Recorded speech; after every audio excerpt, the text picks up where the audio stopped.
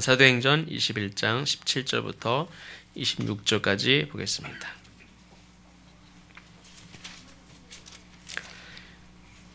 한 절씩 교독하겠습니다. 예루살렘에 이르니 형제들이 우리를 기꺼이 영접하거늘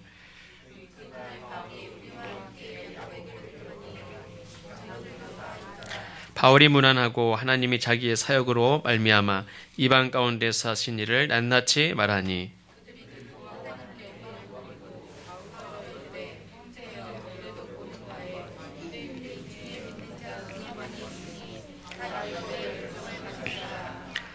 내가 이방에 있는 모든 유대인을 가르치되 모세를 배반하고 아들들에게 할례를 행하지 말고 또 관습을 지키지 말라 한다 함을 그들이 들었도다.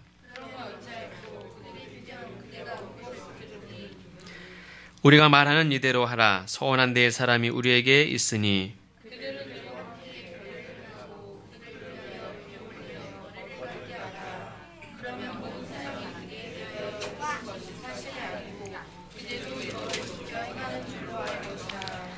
주를 믿는 이방인에게는 우리가 우상의 제물과 피와 목매어 죽인 것과 음행을 피할 것을 결의하고 편지하였느니라 하니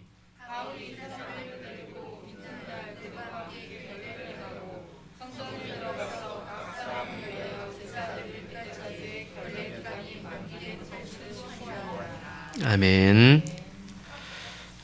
이 시간은 임원 임명식을 받을 때 제목을 가지고 말씀을 나누려고 합니다. 우리가 신앙생활을 하다 보면 다른 것이 부족해서 아니면 다른 어떤 문제 때문에 낙심하거나 절망할 때도 많이 있겠지만 이 오해가 생겨서 주저앉거나 포기하거나 낙심하는 경우가 많이 있습니다. 우리가 인간관계 속에서도 그렇고 이 오해가 발생이 될 때 얼마나 힘든지 모릅니다. 이 오해는 말 그대로 그 사건의 진실과 상관없이 상대방이 어떤 단면만 보고 잘못 판단한 겁니다. 그러니까 문제는 다른 사람이 어떤 단면을 보고 착각한, 잘못 생각해서 그게 혼자 생각만 하고 있으면 괜찮은데 그 말을 한다든지 어떤 제스처를 어떤 행동을 함으로 인해서 상대방에게 상처가 되기도 하고 문제가 커지기도 하고 그렇습니다. 이 딱따구리 한 마리가 학교를 들어갔대요. 학교를 들어가서 배운 게 뭐냐면은 딱따구리가 매일 하는 거는 나무를 쪼는 거예요. 딱딱딱딱딱딱딱딱딱. 왜 쪼는 이유는 뭐냐면 두들기면 벌레가 나와요.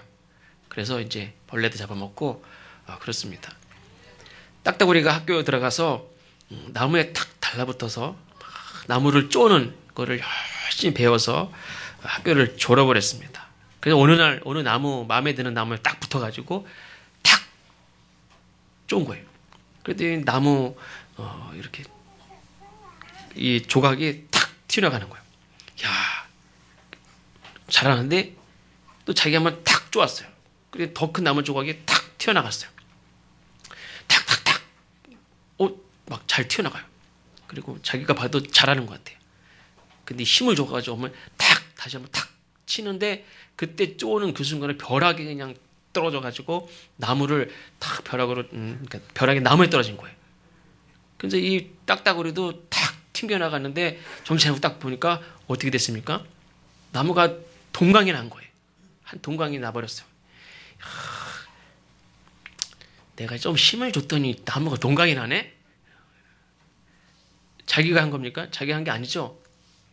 자기는 작정하고 뭐 쪼았을지 모르지만 그건 자기가 한 게 아니라 벼락이 쳐가지고 그 나무가 이렇게 부러진 거예요. 이건 100% 자기 착각이죠. 자기도 물론 찍은 건 맞죠. 찍은 건 맞지만 이건 다 벼락이 한 거지 자기가 한 게 아니에요. 근데 자기가 한 줄 착각을 해야 돼요. 우리가 오해도 많이 한 적도 있을 것이고 또 오해를 받아본 적도 아마 있을 겁니다. 예전에 오해를 받았는데 아직도 안 풀려가지고 그 일만 생각하면 막 화가 나는 사람도 있고 최근에 어떤 오해로 인해서 오해는 대부분 인간관계에 문제가 발생이 되죠. 근데 이 오해는 특별한 사람에게만 찾아오는 것이 아니라 모든 사람에게 언제든지 찾아올 수 있습니다. 어떤 사람에 대해서 뭐 이러쿵저러쿵 이렇게 소문이 날 때 보통 우리는 그 소문을 듣고 또 우리는 판단을 하죠. 어떻게 판단합니까?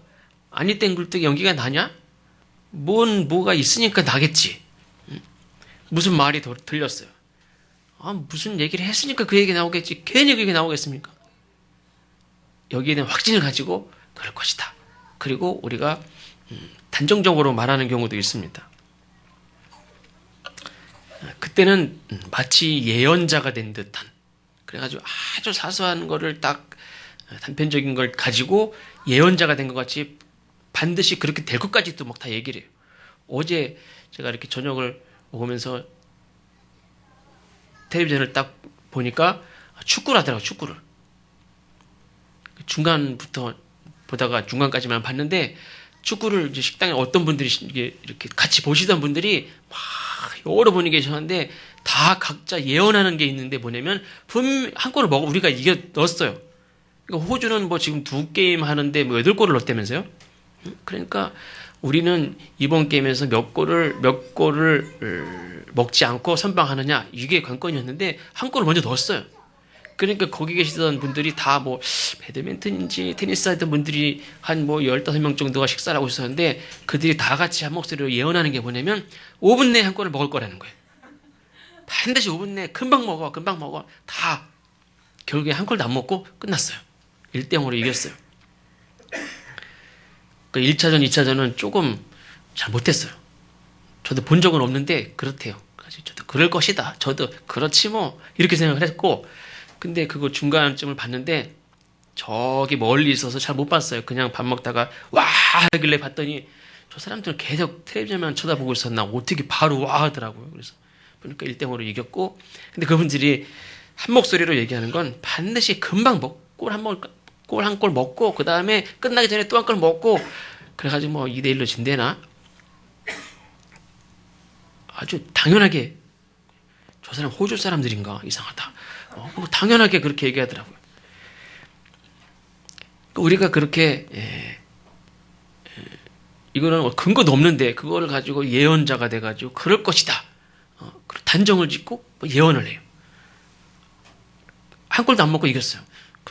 그럼 말고 이렇게 전혀, 이거는 뭐 TV 안에서 경기하는 사람들이니까 상관없겠지만 우리는 어떤 사람에게 그렇게 아님 말고 이런 식으로 단정을 짓고 이야기도 하고 뭐 말을 이렇게 전하기도 하고, 또 기정사실인 것처럼 자기 추측이 기정사실인 것처럼 말하는 경우가 많이 있습니다.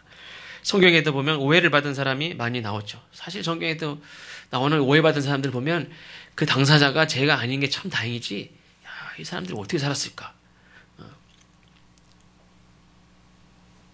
어떤 분들은 예수님이 십자가 달려 죽으신 거, 이 죽음, 십자가의 고통 자체가 그게 제일 큰 고통이라고 생각하지만, 제가 느낄 때는 예수님이 당한 고통, 감당했던 고통 중에 제일 힘든 게 사실은 이 죽음보다도 더 힘든 건 뭐냐면 죄인으로 죽었다는 거예요. 내가 의롭게, 내가 부끄럽지 않아요. 내가 의롭게, 장렬하게, 내가 군인들이 나라를 위해서 가서 죽을 수 있는 게 뭡니까? 나의 죽음이 헛되지 않은 거예요. 내 죽음이 의로워요. 모든 사람이 그 사람의 죽음을, 그 사람의 그 전투를 기억하고 그분의 그 희생을 기억한단 말이에요. 그게 있으니까 죽는 거지, 내가 비참하게 개 죽음을 당하고 오해를 받아서 죄인으로 죽는다? 그건 죽을 수가 없어요. 근데 예수님은 죄인으로 죽는단 말이에요. 성경에 보면 예를 들면 이제 산 위에서 배를 만든, 그래도 배를 만들면 이렇게 배가 이렇게 물이 막 비가 와서 홍수가 나가지고 하면은 아래부터 물이 차가지고 그때부터 배가 올라가도 상관없잖아요. 근데 꼭 왜 해필이면 산꼭대기에다가 배를 지라고 그래가지고 사람들한테 굳이 뭐 오해를 받을 게 뭐 있어요? 바닷가 옆에다가 해변가에도 저도 만들어도 되고, 굳이 산꼭대기에다가 배를 만들으라고 그래가지고 사람들이 저런 미친놈이네, 저 왜 여태까지 그렇게 안 봤는데 왜 산꼭대기에다 배를 짓고 저 뭐 하는 거야? 왜 동물들은 왜 다 데리고 들어가고, 오해를 받았죠. 우리가 잘 아는 야곱도 삼촌 집에서 열심히 일했습니다. 야곱이 게으른 사람은 아니에요. 욕심은 많지만 게으른 사람은 아니에요. 열심히 일했습니다. 정직하게 일했습니다. 나름대로 이렇게 꼼수를 좀 부리긴 했어요. 근데 그렇다고 그게 뭐 내가 사기친 것도 아니고 남의 거 뺏은 것도 아니고. 근데 그 오해를 또 받습니다. 또 그 아들 요셉도 이렇게 꿈을 꾼 얘기를 이렇게 자꾸 하니까 형들이 뭐라고 그랬습니까? 이 왕된 꿈만 꾸는 놈이라고 그렇게 오해를 받았습니다. 더 심한 건 노예로 팔려가서 그 보디발 장군의 집에서 근데 잘생긴 게 죄입니까? 그렇죠? 그런 얘기도 있죠. 지난번에 말씀드렸나요? 그 요셉 이 보디발의 부인하고 다른 부인들이 이렇게 모여서 사과를 깎다가 요셉이 딱 나타나니까 놀래가지고 손을 폈대요. 그 어떤 부인들이 같이 요셉을 보는 순간, 그러니까 요셉 보디발의 부인이 그랬대잖아요. 야, 나는 맨날 보는데, 야, 나는 어떻겠냐? 그 정도로 요셉이 잘생겼대요. 그건 이제 만들어진 얘기지만 잘생긴 게 죄입니까? 근데 나는 뭐 오해를 받아요. 이 보디발의 부인이 막 달려들어가지고 막 그러니까 자기는 전혀 옷까지 뿌리치고 도망갔는데도 불구하고 그 정작 그 사람이 당사자가 자기를 강간하려고 그랬다고 막 자기 남편을 불러가지고 소리를 지르고 막 고발을 하고 그러니 무슨 소용이 있습니까? 그냥 꼼짝없이 잡혀서 충성된 정말 그 주인이 다 믿고 모든 재산을 그 모든 방의 키들을 재산을 다 맡길 정도로 그렇게 신뢰를 받는 그 신뢰를 받기까지 얼마나 힘이 듭니까? 그렇게 신뢰를 받기까지 힘든 과정을 거쳐서 신뢰를 받고 있는데 한순간에 오해를 받아요. 세상 어떻게 보면 자기 인생 그냥 딱 끝난 거예요. 그런 거 하나에 인생이 끝난 거예요. 사무엘 선지자의 어머니였던 한나도 그렇죠. 아이가 없을 때 사무엘을 낳기 전에 아이가 없어서 매일 그냥 마음이 아프고 하나님 앞에 기도하고 간절히 기도하고 너무 간절히 기도하다 보니까 그냥 걸어가면서도 중얼중얼 하나님 이러다 보니까 근데 다른 사람도 아니고 목사님이 좀 술 좀 끊으라고 뭐 평소 돌아다니면서도 그냥 얼마나 술에 취했으면 그냥 중얼중얼 술 취한 사람 같이가 아니라 대놓고 술 좀 끊으라고 술 좀 그만 먹으라고 이렇게까지 얘기를 했어요. 여러분들 가운데서 아마 중얼중얼 그랬는데 백은경 집사님 술 좀 그만 드세요 좀. 그러면 아마 할 말이 있고 못할 말이 있지. 응? 근데 한나는 그런 얘기를 들었어요. 좀 내 사정이 지금 아이가 없어서 얼마나 지금 마음이 아프고 막 하나님 앞에 기도하고 매일 교회 와서 기도하는 거 뻔히 보면서 나보고 지금 기도하다 지금 나와서 다니면서도 그냥 하나님 중얼중얼거리면서 기도하는 나보고 술 끊으래. 술 좀 그만 드시라고 좀. 얼마나 열받겠어요. 근데 그런 오해를 받는 그런 경우들이 많이 있었습니다. 아까 말씀드린 대로 예수님도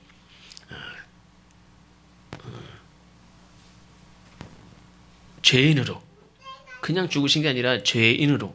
그러니 그 어머니는 또 어떻게 했습니까? 내 아들이 죄인이야?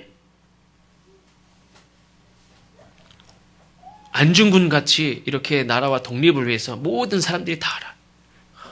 응? 근데 예수님은 죄인으로 모든 사람이 실제 죄인으로 저 사람 죄인이었어? 야 저런 줄 몰랐네. 저런 놈인 줄 몰랐네. 하나님을 모독했대. 정말 신앙이 좋고 선지자인 줄 알았더니 하나님을 모독한 놈이야 저게. 그러면서 막 돌로 치라고 그러고 옛날에 예수님을 막 선지자라고 선생님이라고 따라다녔던 사람들이 예수님을 죽이라고 왜 그랬습니까? 저런 놈인 줄 몰랐다는 거예요.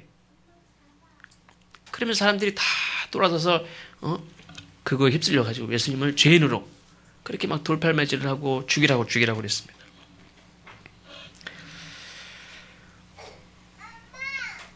중요한 것은 이 모든 사람들이 오해를 받았음에도 불구하고 그 오해를 통해서 이 분노에 휩싸이지 않았다는 거예요.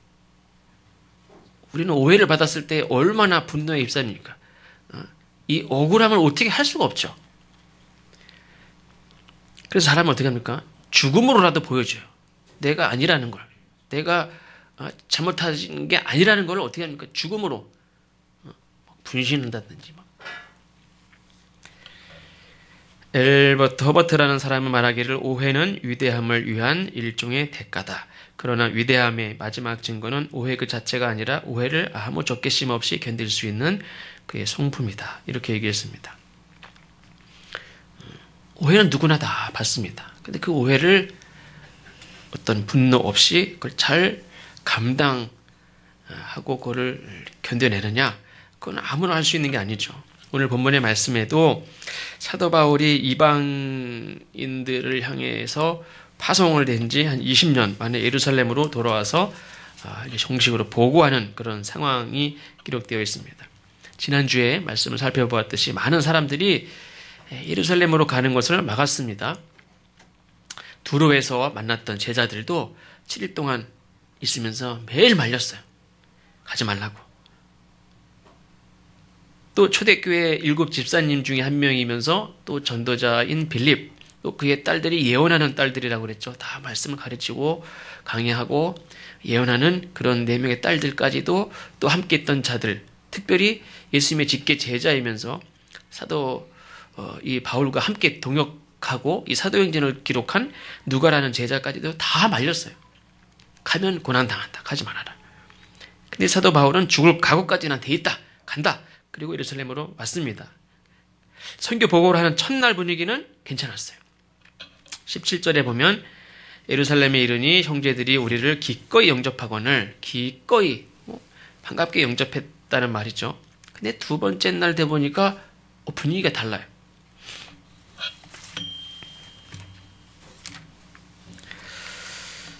18절 말씀에 보니까 20절 보겠습니다. 그들이 듣고 하나님께 영광을 돌리고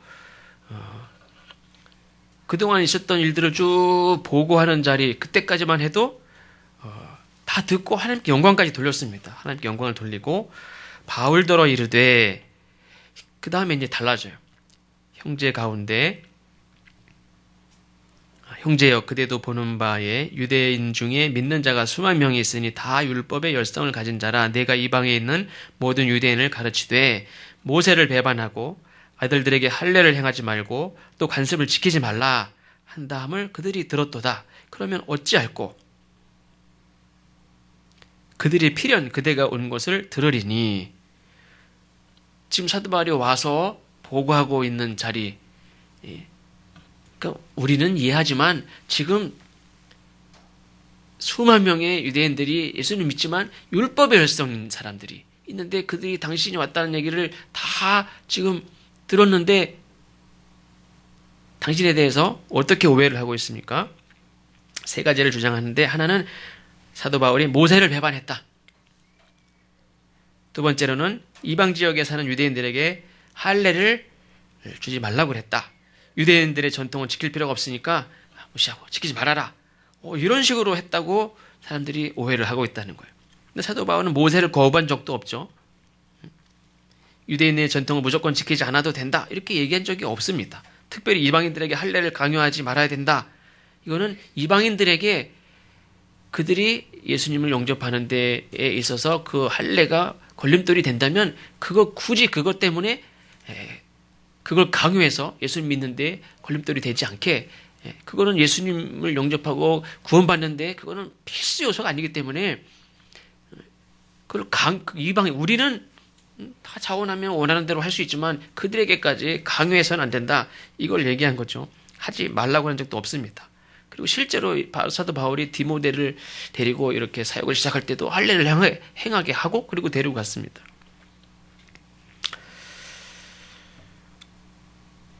그리고 할례냐 무할례냐 이게 중요한 게 아니라 예수 안에 있느냐, 그게 중요한 것이다. 더 중요한 것을 얘기했을 뿐이죠. 근데 이 유대인들에게 할례를 주지 말라 이런 주장을 했다고 소문이 돌았습니다. 누구에게 들었는지도 모르는 소문, 근거도 없는 소문, 이것이 점점 퍼져서 예루살렘에 있는 모든 유대 그리스도인들이 다 사도 바울을 그렇게 생각하고 있는 그 상황에서 사도 바울이 보고를 하는데, 첫날은 이렇게 나만 모르는 거예요. 기꺼이 환영을 다 하고 하나님께 영광을 돌리는데 사실은 그들은 다 속으로 이렇게 다른 생각을 하고 있어요. 20년 만에 예루살렘으로 돌아와서 기쁜 마음으로 선교 보고를 하고 있는 바울에 대해서 지금 겉으로는 드러나지 않지만 속으로 유대 그리스도인들이 저 바울은 모세를 배반했대. 이방 지역에 있는 유대인들에게 할례를 주지 말라고 그랬대. 유대인들의 전통은 다 무시해도 좋고 지킬 필요 없다고 그랬대. 저 사람이 근데 어떻게 사도야? 돌아다니면서 도대체 뭘 한 거야?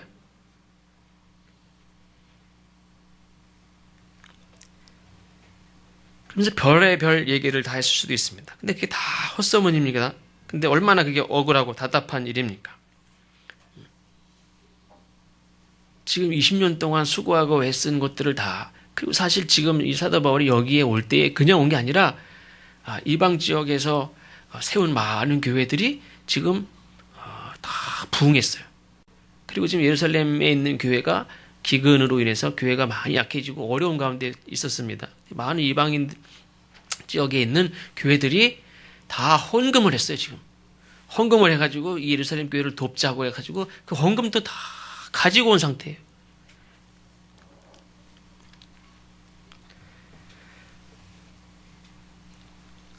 그때의 사도들과 장로들이 또 야고보 사도가 타협안을 내놓습니다. 타협안이 뭐냐면 많은 사람들이 그렇게 생각하고 있으니까 네가 아니라는 걸 좀 보여주라는 거예요. 나는 아닌데? 내가 언제 모세를 무시하고 율법을 지키지 말라고 그러고 내가 패했습니까? 할례를 하지 말라고 그랬습니까? 그런 게 아닌데도 다 그렇게 생각하고 있으니까. 그래, 너는 아니라고 생각할지 모르지만 다른 사람들이 다 그렇게 생각하고 있어. 그 수만 명 되는 사람이 사도 바울이 지금 뭘 가져왔다고 그랬죠? 이방 지역에서 20년 동안 수고하고 애쓰고 세운 그 모든 성도들이 정말 그 사랑이 가득해서 예루살렘, 우리에게 복음을 전해준 예루살렘 교회를 돕자고 다 헌금한 그 사랑을 모아서 가지고 왔어요. 근데 지금 그 모든 것이 다 오해를 받는 상황이 된 거예요. 이 상황에서 사도 바울이 난 안 해. 난 잘못한 거 없어. 난 안 해. 그럼 어떻게 됩니까? 가지고 온 헌금도 다 필요 없는 거예요. 야, 안 받아, 그거. 가져가.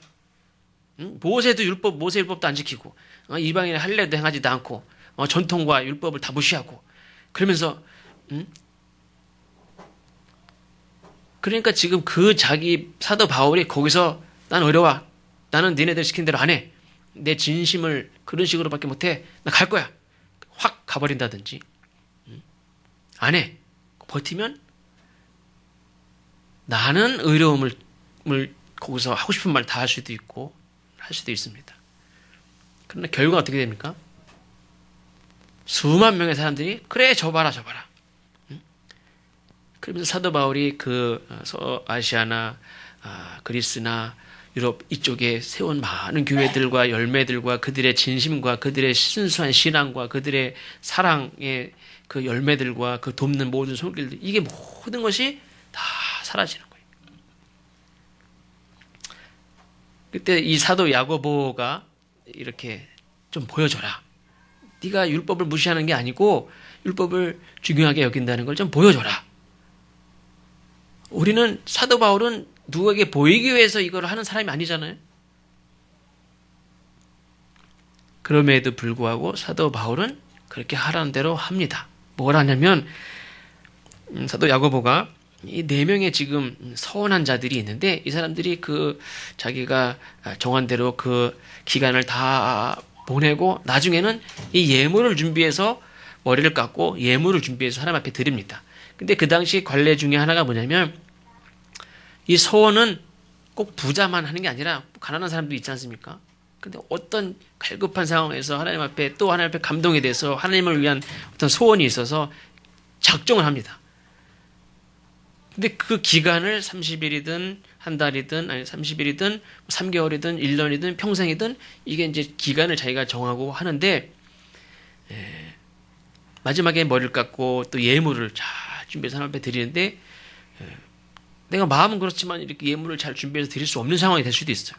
그러니까 그때 어떻게 하냐면 좀 재산이 넉넉한 사람들이 그런 서원한 사람들 이렇게 볼 때 바리새인들이나 저 신앙이 좋은 경건한 이런 사람들 생활도 넉넉하고 이런 사람들 볼 때 서원한 사람들이 있어요. 서원한 사람들이 얼마나 소중합니까? 그렇죠. 스스로 하나님 앞에 내가 이렇게 구별해서 시간과 장소와 만남과 재물 또 사람 뭐 모든 것들을 다 구별해서 내가 하나님 앞에 이렇게 살겠습니다. 기간을 정해서 그렇게 살아요. 그게 얼마나 귀합니까? 그러니까 그거를 이렇게 재력이 좀 있고 나름대로 경건하고 이런 사람들이 그걸 돕습니다. 어떻게 도우냐면 마지막 예물을 드릴 때 그 예물을 내가 이렇게 내주는 거예요. 이렇게. 그래서 그 예식을 그 기간 동안 자기를 정결하게 하고 구별하고 그 기간을 잘 정결하게 지키는 건 그 사람 몫이지만 마지막에 예물을 드릴 때 그 예물을 내가 이렇게 좀 도와주는 거예요. 그럼 그 사람은 그걸 가지고 예물도 드리고 감사하고 또 이 경건하다고 이렇게 인정받고 하는 이 사람은 어떻습니까? 나름대로 기부를 하는 거예요. 그래서 그거를 예물을 이렇게 도와줘요. 그럼 많은 사람들이 이번에는 어떤 바리새인이 어떤 분이 이 예물을 이렇게 기부해 주셔가지고 도와주셔가지고 서원을 잘 마무리했대. 저기 이상우 형제라는 분이 이렇게 그 마지막 예물을 이렇게 도와줘가지고 이분도 서원을 잘 끝냈고 그분이 이분 마지막 예물을 이렇게 도와주셨대. 그렇구나. 그래서 그 서원을 끝낸 사람도 물론이지만 마지막 예물을 이렇게 도와준 기부한 그 사람도 역시 훌륭한 분이야. 그분이 역시 이 서원을 귀하게 여기고 잘 마무리할 수 있도록 도와준 경건한 사람으로 그렇게 인정을 받는 거예요. 많은 사람들이 그런 거를 했어요. 이렇게. 그럼 사도 바울에게 그걸 하라는 거예요. 지금 4명이 이렇게 서원을 해서 나시린으로 좀 지키고 있는데 끝날 때가 다 돼가요. 당신이 그걸 다 도와가지고 그 비용을 내서 잘 이렇게 서원 예식이 잘 끝날 수 있도록 그렇게 돕는 그런 모양새를 갖춰서 사람들에게 보여주면 다른 사람들도 사도 바울이 율법을 무시하고 막 그런 사람이 아니라 정말 경건한 사람이구나. 율법을 중요하게 여기는구나. 이걸 좀 보여주라는 거예요. 이건 의도된 거죠. 물론 바리새인도 그런 거를 좋아하는 사람도 있죠. 그래가지고 그거를 차곡차곡 어떤 존경받기 위해서 아니면 내가 그거 기쁜 마음으로 그렇게 하는 사람도 있고. 근데 이거는 그걸 보여주면 좀 보여줘라 좀 그렇게 기회가 좋잖아요. 다른 것도 아니고.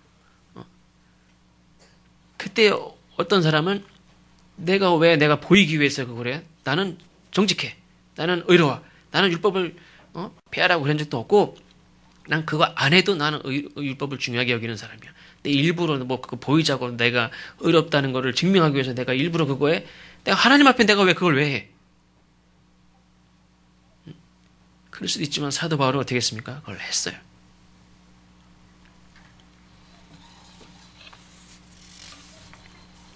어떻게 했습니까? 왜 했습니까?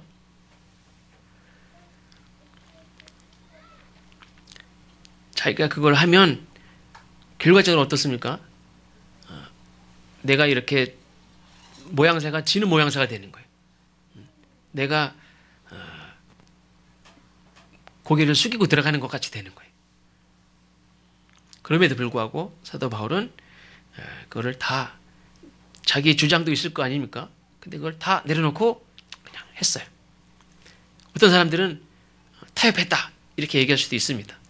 그러나 고린도전서 9장 19절 20절에 보면 사도 바울의 기본적인 그런 믿음은 신념은 가치는 어디에 있었냐면 19절에 보면 내가 모든 사람에게 자유로우나 스스로 모든 사람에게 종이 된 것은 더 많은 사람을 얻고자 함이라. 유대인들에게 내가 유대인과 같이 된 것은 유대인들을 얻고자 함이요 율법 아래 있는 자들에게는 내가 율법 아래 있지 아니하나 율법 아래 있는 자 같이 된 것은 율법 아래 있는 자들을 얻고자 함이요. 나는 중요한 게 아니에요. 내가 오해받고 내가 율법 아래 있는 사람 같이 보여도 괜찮아요. 그게 중요한 게 아니라 그걸 통해서 내가 저 사람들을 얻을 수 있다면 저 사람들이 시험 들지 않고 낙심하지 않고 그 믿음을 가질 수 있다면 내가 기꺼이 나는 뭐 어떻게 보이든지 상관없다는 거예요. 내 의로운 거, 내 주장, 나는 그런 의도가 아니었는데 나를 오해해? 아니야. 내 의로운 거, 내 그 주장을 지키기 위해서 저 사람들, 많은 사람들이 오해를 그냥 딱 막은 게 아니라 자기가 어떻게 보이든지 상관없이 저 사람들만 믿음을 잃지 않고 실족하지 않고 오해하지 않고 할 수 있다면 내가 기꺼이 그럴 수 있지. 어떻게 오해를 풀 수 있습니까? 사실은 오해를 풀 수 없을 경우도 있습니다. 사실 이 사도 바울은 오해를 풀자고 이렇게 한 게 아닙니다. 절대로. 상황을 그대로 받아들인 거예요. 논리적으로 변증을 하려면 얼마든지 할 수 있습니다. 근데 사도 바울은 그 시도를 다 내려놓고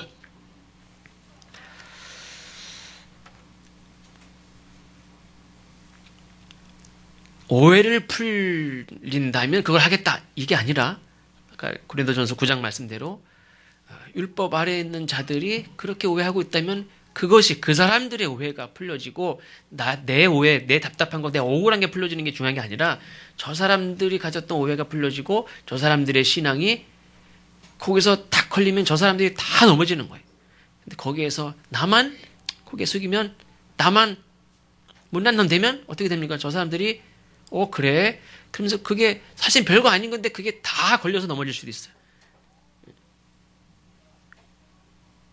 근데 사도 바울은 자기 하나 그냥 못난 놈 되고 저 사람들이 넘어갈 수 있도록 나중에 그 설명해도 돼요. 나중에 그거를 이렇게 가르쳐도 돼요. 근데 우리는 지금 당장 끝장을 내보려고 그러고 나를 일단 주장하려고 하는데 일단 내가 바보 되는 거예요. 근데 맨 처음에 누가 그렇게 하셨습니까? 예수님이 그렇게 하신 거예요. 하나님이 인간이 되지 않고도 얼마든지 우리를 구원하실 수 있지 않겠습니까? 근데 왜 굳이 하나님이 왜 인간이 되십니까?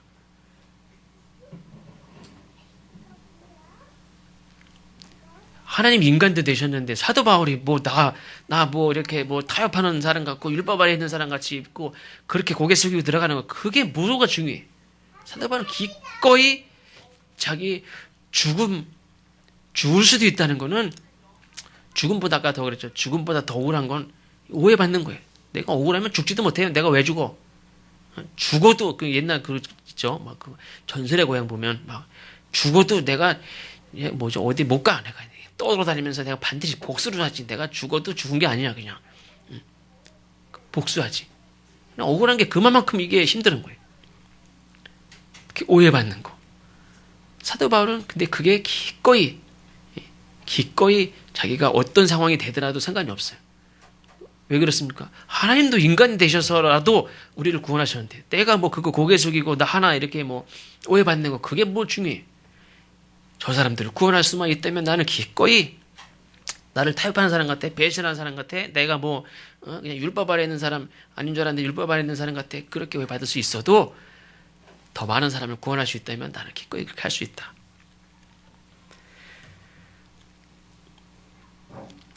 우리가 읽진 않았지만 다음 주에 볼 내용에도 보면 27절 이하에도 보면 또 억울한 누명을 쓰고 또 붙잡히는 경우가 또 생깁니다.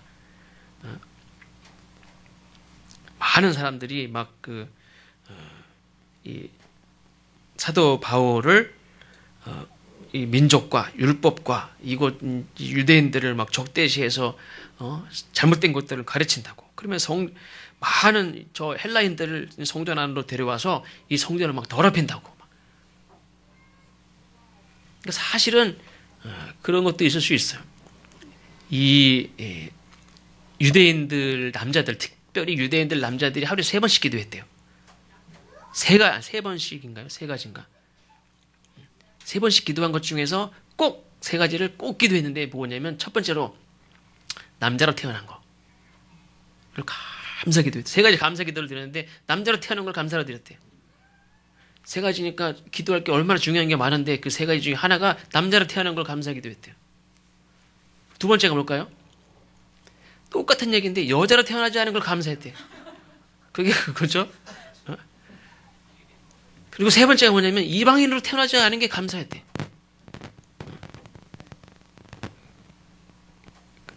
그 정도니 그렇게 해도 할만하겠다. 그 생각도 들기도 해요. 남자로 태어난 거 감사하고 여자로 태어난 거 안 태어난 거 감사하고. 그러니 그 여자들은 얼마나 어떻게 어떤 존재인지 알겠죠. 이방인으로 태어나지 않은 거 감사하고. 근데 지금 헌금을 다 누가 헌금해서 가져온 겁니까? 이방인들이 다 헌금해 가지고 이 사람들은 순수한 마음으로 다 그리스도 안에서 한 형제라고 생각하고 다 우리 예루살렘 교회를 돕자. 근데 다음 주에도 보면 어디서 그리스 있는 헬라 사람들을 다 막 성전으로 데리고 와가지고 거기서 막 가르치고 여기 감히 어떻게 여기 이방인이 들어옵니까? 성전으로 막 데리고 들어옵니까? 그러니까 아직까지도 예수 믿는 사람들이 그리스도 안에서 다 형제라고 하고 어떻게 보면 공식적으로는 이방인들도 다 주 안에서 한 형제라고 그러고 복음이 세상 끝날까지 끝까지 전파돼야 된다고 하면서도 성전 안에 진짜로 이방인들이 막 들어와서 예배드리고 가르치고 배우고 그러니까 이게 정신을 못 차리는 거예요. 자존심이 있지 어떻게 이방인들이 헌금에 가져온 걸 우리가 왜 어떻게 받아요? 그 사도 바울이 아직도 이게 소화가 안 되는 거예요. 예루살렘 교회에서 소화가 안 돼요. 겉으로는 기꺼이 영접을 했지만 영접이 안 돼요. 어떻게 오해가 풀릴 수 있습니까? 오해를 풀 수 있으면 얼마나 좋겠습니까? 근데 오해를 풀려고 하면 할수록 우리가 실타래 이렇게 옛날에 지금은 실 안 쓰지만 실 이렇게 하다 보면 막 엉키면 어떡합니까? 아이씨 성질나면 하면 그 하는 순간 그 끝장난 거예요. 끈기 있게 포기하지 말고 계속 풀어야지. 그거를 못하면 그냥 놔야지. 성질난다고 확 잡아다니면 그 다음에 엄마도 못 풀어요. 옛날에 그 여원 날리다 보면 막 어떻게든 엉켜가지고 누구는 이거 뭐죠? 이게 있어가지고 다 저는 그냥 맨날 몰래 집에 가서 실 같은 거 가져 나와가지고 막 끝에 묶여있지도 않아요. 갑자기 탁 떨어지면 묶여있지도 않아요. 날아가 버려요. 실. 그 다음에 또 다 걷었다가 나중에는 엉켜. 다른 애들은 저 멀리 날아가는데 나는 엉킨 줄 막 풀다가 막 날리지도 못하고 이렇게 털실 뭐 짜다가도 막 엉키면 이거 못 풀잖아요. 성질 급하면은 낚시도 못해요. 낚시줄도 막 엉키면은 이거 못해요. 풀다가 다 못 풀어요. 오해도 막 풀으려고 성질 급하고 막 억울한 거 못 참고 막 그러면 반드시 더 엉켜요. 성경에 나온 그 많은 오해를 받았던 사람들은 어떻게 했습니까? 어떻게 보면 대책이 없는 것 같아요. 그냥 가요. 하나님이 나는 그냥 내 할 대로 하는 거예요. 하나님 앞에 맡기라고 그랬죠. 근데 하나님 어떻게 보면 우리가 볼 때는 하나님은 아무것도 안 하시는 것 같아요.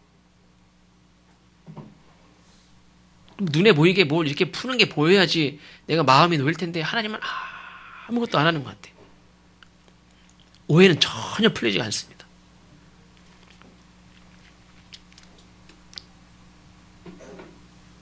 전에도 한번 말씀드렸네요. 제가 중학교 때 비가 오는 날 우산을 쓰고 약국을 딱 들어갔는데 우산을 딱 접고 이렇게 서 있는 순간에 어떤 아저씨가 뒤를 돌더니 뺨을 그냥 같이 제 저쪽으로 쓰러졌어요.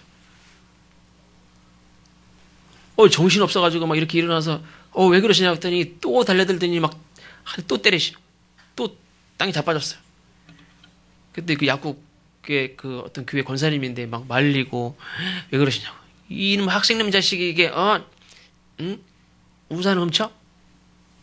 우산 들고 있었는데 이거 제 건데요. 자기 거라는 거예요. 제 건데요. 이놈 저 오이드덕 거짓말. 딱 보니까 거기 옆에 서 있는 게 하나 똑같은 게 있는 거예요.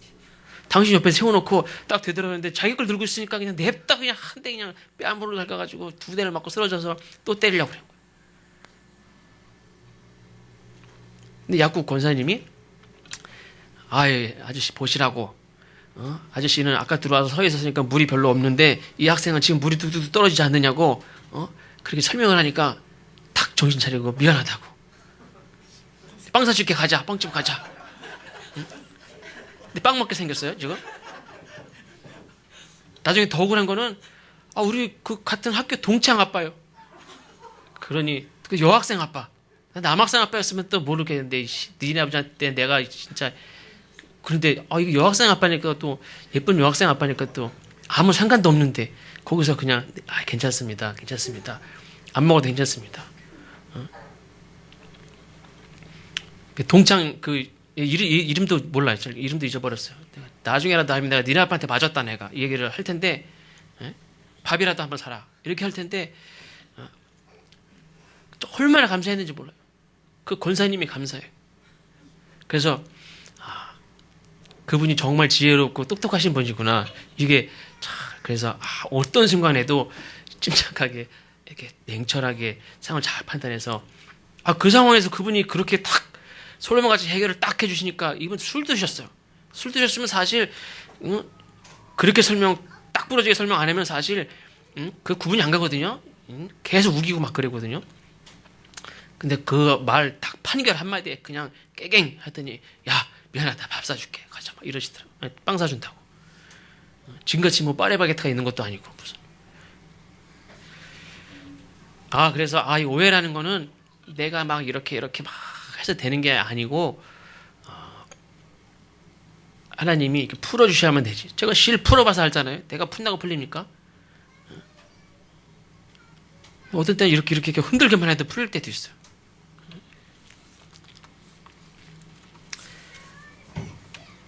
이 오해를 하나님 앞에 맡기는 저 여러분 되시기를 바랍니다. 근데 이 오해를 받는 것보다도 오해를 하는 게 더 조심해야 됩니다. 내가 오해 받을 때는 바뀌고 내가 그냥 감당하고 또 사실 중요한 건 그겁니다. 사도 바울 우리가 그냥 오해를 받을 때에 하나님에 맡기십시오. 이 말씀을 하는 것도 있지만 더 중요한 건 사도 바울이 왜 하나님에 맡겼습니까? 풀 수도 있고 주장할 수도 있는데 더 많은 사람을 얻기 위해서 그런 겁니다. 내가 오해를 참는 거는 참으려니까 그냥 참는 거지. 그러면 풀린다니까 참는 거지. 이게 아니라 사도 바울 왜 참았습니까? 내가 한번 오해받고 내가 참으면 저 많은 사람들을 얻는다니까. 저 사람을 구원한다니까. 내가 그 사람들을 위해서 내가 배도 타고 전도도 하고 고생도 하고 막 할 수 있는데 그거 참으면 저 사람들이 구원받는다는데 내가 뭐 애쓰고 뭐 하는 것만 다 하는 겁니까? 오해를 받을 때 내가 참는 거 하나만으로도 저 사람들이 구원받을 수 있고 내가 뭘 하는 것만이 중요한 게 아니죠. 내가 어려움 당했을 때 감당하는 것도 굉장히 귀한 일이에요. 오해를 받는 것도 중요하지만 오해하지 않는 거. 만약에 제가 여러분들을 오해하면 어떻겠습니까?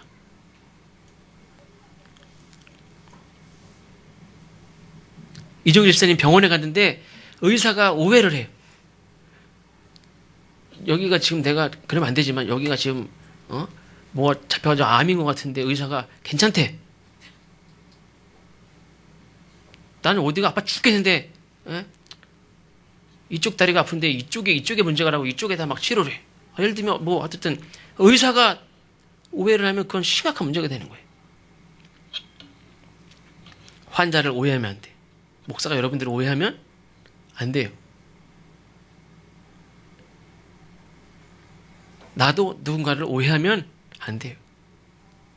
내가 누군가를 오해하면 반드시 상처를 주게 돼 있고 그 잘못된 판단 하나로 저 사람이 분명히 나쁜 저 사람에게 큰 안 좋은 일들을 끼칠 수가 있어요.